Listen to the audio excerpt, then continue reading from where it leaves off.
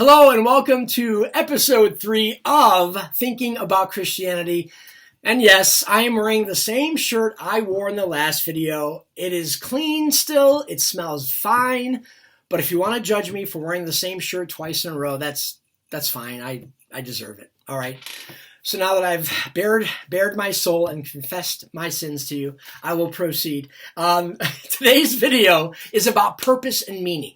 And as we know, this is something that's common to all of us, right? I mean, we're all looking for purpose and meaning in life.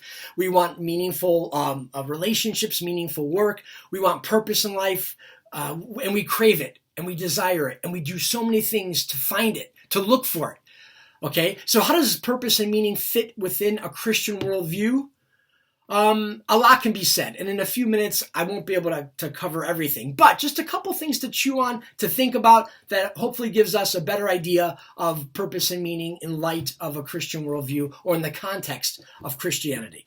So there's a couple of characteristics, a couple of things that are common, I would argue, that whenever we consider something as that which gives us purpose and meaning, there's two things that can be found in all of our purposes and meanings, if I can put it that way.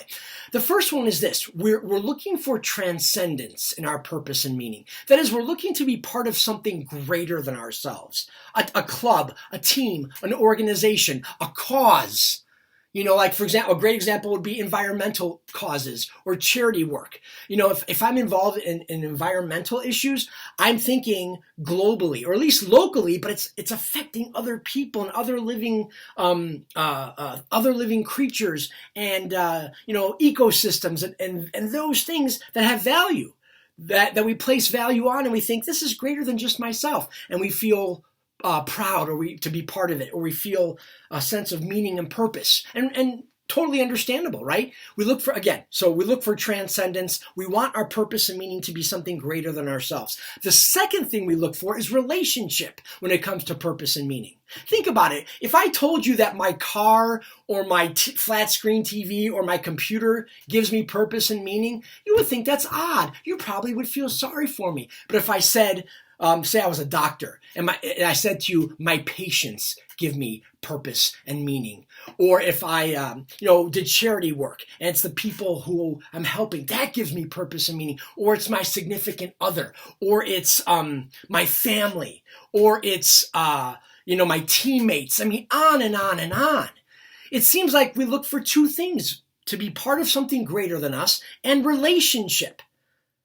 Okay? In fact, in your own life, think about it. Examine that and see if that's not true about whatever you consider to give you purpose and meaning. It's greater than myself, just myself, and it's having to do with people. Okay? Now, how does this fit into Christianity? Well, Christianity, ultimate reality, what is greater than anything else in all of reality is God himself.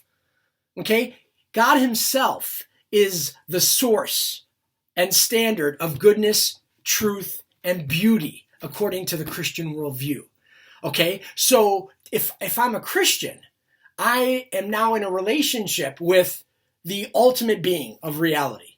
Okay, and definitely God is greater than us, because God's our creator, and God's the creator of the universe. So right there, I have transcendence, right, with the creator. In other words, if I say God gives me purpose and meaning, well, there's the check mark for transcendence. God is greater. And what's interesting is the two great commands of Christianity, just to paraphrase them, are love God and love people. And isn't this interesting? Those two right there check mark both. Transcendence, loving God, and then relationship, loving people. In fact, even the loving God part is relationship. Because in Christianity, God is a personal being.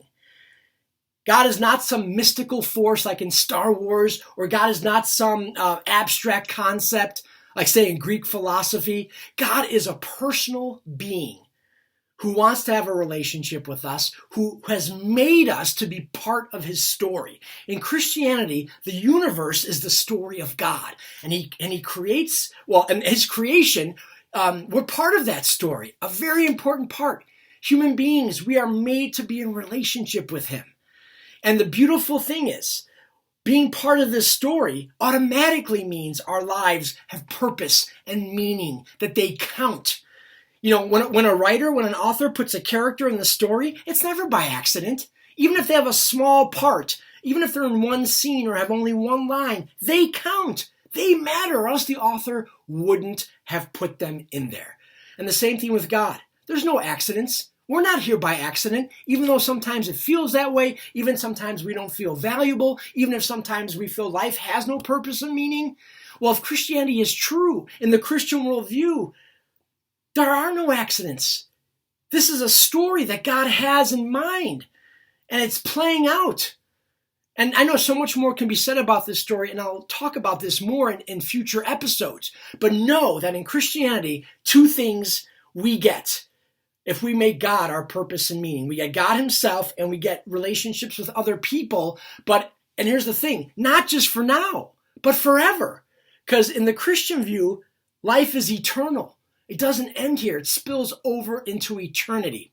So we have ultimate purpose and meaning in Christianity that will never end. Because God, who is greater than any other being in reality, the Creator, we have a relationship with him and then with other people who are also in relationship with God, with the God of the Bible. We'll also be in heaven, in the afterlife. So transcendence and relationship never ends in a Christian worldview.